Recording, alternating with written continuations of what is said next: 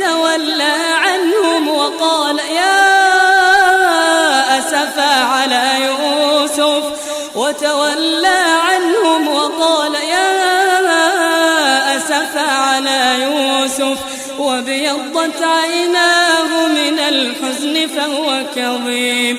قالوا تالله تفتأ تذكر يوسف حتى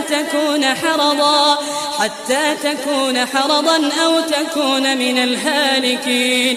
قال إنما أشكو بثي وحزني إلى الله وأعلم من الله ما لا تعلمون. يا بني اذهبوا فتحسسوا من يوسف وأخيه ولا تيأسوا من